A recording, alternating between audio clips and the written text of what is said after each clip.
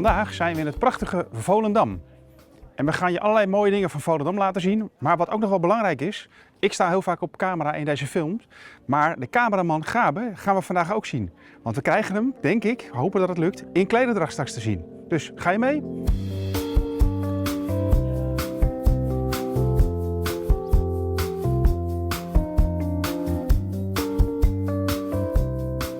Ik ben Jan Smit en ik ben palingroker en dat doe ik al 50 jaar en de 5e generatie van vader op zoon. Ik rook paling sowieso, zeebaars, dorade en zalmmoten, heet gerookt. En alles wat ik rook is alleen voor ons restaurant en voor de winkel waar jullie binnenkwamen.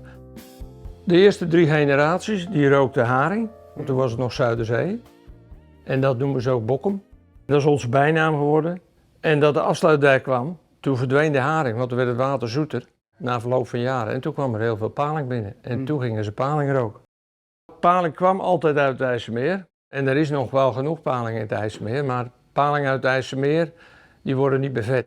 Om te roken moet paling vet zijn. Ja. En dus tegenwoordig, als je paling koopt, 35% komt uit de kwekerij. Dat is gewoon wilde aal, glasaal, die ze vangen bij Spanje, Portugal en Frankrijk. En die worden opgekocht door die kwekerij. In Brabant had je er heel veel. En die gaan in bassins, worden gevoerd, bewegen weinig. En wat hier 10 jaar duurt, duurt in een kwekerij 14 maanden, dan is hij zo groot. Er zijn gelukkig een paar kwekerijen waarvan de smaak ook top is. Alleen die huid is hard. Dus die fileren we allemaal. Paling uit het IJsselmeer, ja, die is nog heel geschikt om te stoven. Want die moet juist niet vet zijn, maar om te roken, dan wordt het echt een droge stok als je ze rookt, snap je?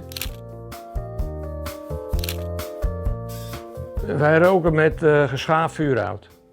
Dat komt uit Scandinavië, niet geïmpregneerd hout. Dit heb ik nodig om te zorgen dat het vuur niet te wild gaat, want anders barsten ze, dan ben ik alle vet kwijt. Alle palingen uit Europa en trouwens ook Afrika, die worden geboren in de Sargassozee. Dat is bij de Bermuda-eilanden. Dat is 6000 kilometer hier vandaan. Dat is echt een mysterie, gebeurt op grote dieptes. En dat is eerst een larfje. Dat larfje gaat richting Europa, een jaar onderweg. En als ze Europa bereiken, gaan ze naar zoet water. Na een jaar of 10, als ze deze grootte hebben, dan willen ze weer terug naar die Sargassozee om te paaien. En dan sterven ze. Dus net als zalm, alleen zalm doet andersom.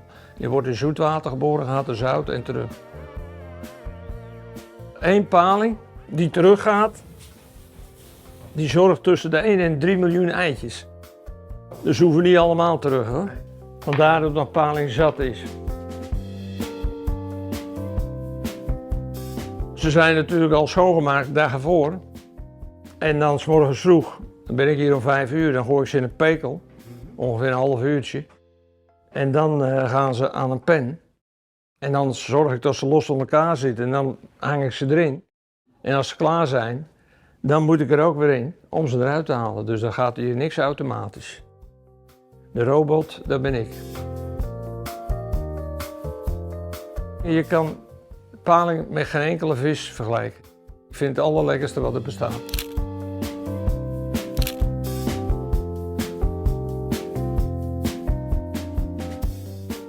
En zo ziet dus de ideale paling eruit. En die krijg je niet voor elkaar met computers. Dit is echt alles op gevoel. En je moet stapelgek zijn op producten en dat ben ik toevallig. Nou, Listen to my story and you'll see. Jan, we lopen in jouw mooie restaurant nu naar boven. Maar wat vinden wij hier? Hier vind je het Palingsound Museum. Dus alles over de muziek in Volendam. Hoe het is ontstaan. En nou verderop zag ik een foto ook van Willem van Koten, want die speelt wel een belangrijke rol in de naam. In de naam. Ja, Willem die was heel gek op de paling. En hier zie je dat ze paling meenamen. Dit is Bulverwij van Veronica. En iedere keer als ze paling meenamen, dan werd een plaatje gedraaid. Dus ze wisten wel hoe het werkte. En toen zei Joost de Draaier, Willem van Koten, die zei, hier heb je de palingsound. Dus zo is dat woord ontstaan. Maar de eerste keer dat de Cats op de radio kwamen, toen lag iedereen zijn hamer neer in de bouw. Want dat was echt uniek. Volendam bandje op de radio. Ja. What a crazy life I'm living. Yesterday my girl left town. She'll be Nou, hier zie je ook allemaal prijzen van de BZN. Dat weten ook weinig mensen. Die hebben meer platen verkocht als de Beatles en de Stones. Echt waar? Zie je? Oh, wauw. Op alle lijsten zie je Rolling Stones, Queen, nummer 1, album top 100, nummer 1, top 40 is. Ja. Dat is de meest succesvolle groep.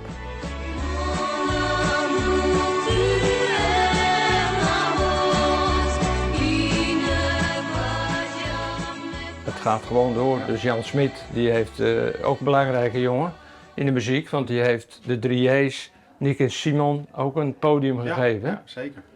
Dus en dat gaat nu door en met Piet, zijn kleindochter, Mel. Ja, Die is op het ogenblik ook enorm mooi. populair, maar dat is een geweldige zangeres. ja, absoluut. Daar is Piet heel trots op.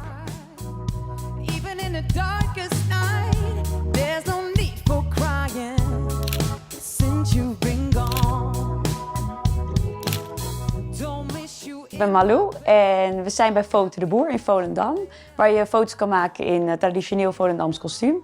We krijgen echt heel veel toeristen van over de hele wereld. En René Vroger, nou ik kan eigenlijk niet bedenken wie er niet op de foto is geweest, maar er zijn er een hoop geweest.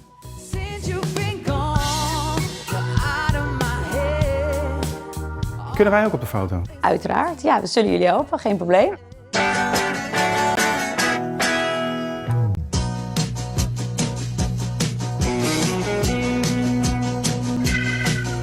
Heavens to the heavens, there she goes. With a messy smile and mean pose. She makes my blood as hot as the sun. Heaven to the heavens, I got to run.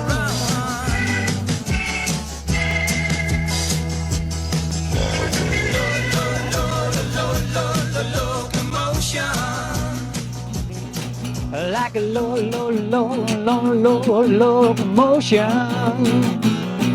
I'm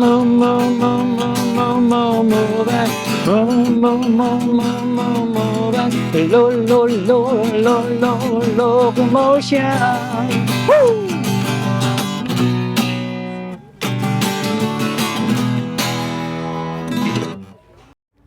Dat klinkt al fantastisch. En je speelde een heel bekend nummer. Peter Koelewijn heb geschreven voor onze band. En dat is al 50 jaar geleden. En ik zag jullie laatst in de krant. Het liedje heeft zelfs Brazilië gehaald. Toevallig kreeg ik van de week nog een klein mailtje van iemand dat heel Brazilië daar in de tijd op danste. Fantastisch. Brazilië, het land van de dans. Ja, daarom. Ja, en dan op dat liedje, dat vond ik echt geweldig. Je komt ook uit een bekende muzikale familie. Ja, dat klopt. Want jouw broer is... Mijn broer is Kees Veerman van de Cats, zanger van de Cats. Je hebt Piet Veerman, die zingt die grote hits. En Kees die zingt prachtige mooie kleinere liedjes. Maar daardoor zijn de Cats wel ook groot geworden door de twee verschillende solo zangers.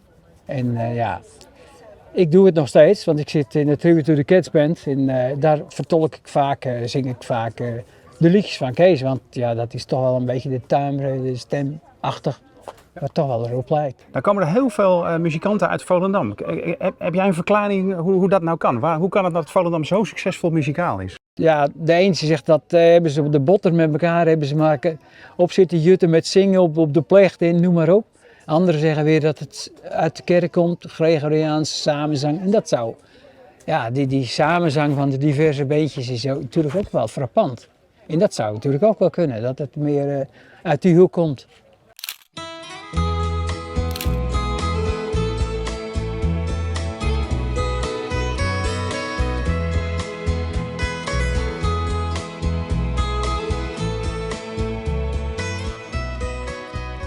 Om alles over Volendam te weten te komen, gaan we nu het Volendam Museum bezoeken. Want daar gaan ze ons meer vertellen over het moois van Volendam en de historie. Ga je mee?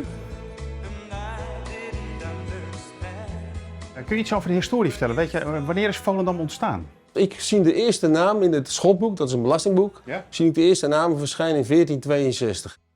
In 1517 telde Volendam 18 huisjes. 1609 is er weer een telling, dan staan er 28 huisjes in Volendam, dus zo'n 280 mensen. Volendam is katholiek gebleven, dus niet geworden, we zijn het gebleven. En zo'n 90% in deze buurt werd protestant, behalve Volendam. En dat is ook een karaktertrek van de Volendam. Wij doen het namelijk net even anders.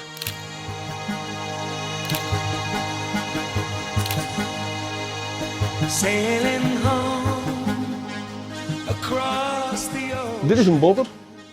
En hier zit 28 ton eikenhout. Zit er op zo'n botter. Zo'n bot kwam op 3500 gulden. Als je nu 28 ton eikenhout bestelt, dan ben je 1,5 miljoen kwijt. De masten, dat zijn naaldbomen. Die groeien in het Zwarte Woud in Duitsland. De Duitsers noemen dit ook Hollanders.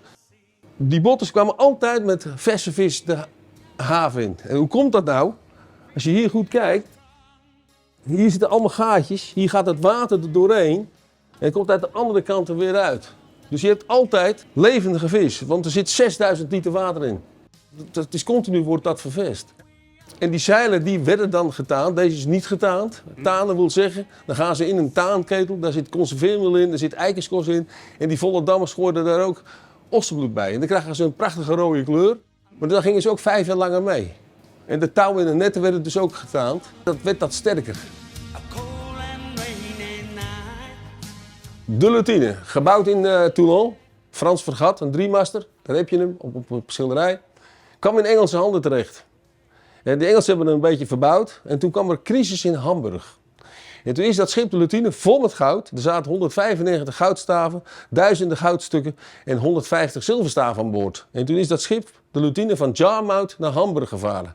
Alleen, je moet langs de Waddeneilanden. En als je hier bij die Waddeneilanden kijkt, hier heb je de Vlie. Daar heb je diepteverschillen van 80 centimeter naar 15 meter. Dus dat geeft al enorme krachten. Nou, dat schip kwam in een windkracht van boven de 12, had geen kans en is stuk geslagen.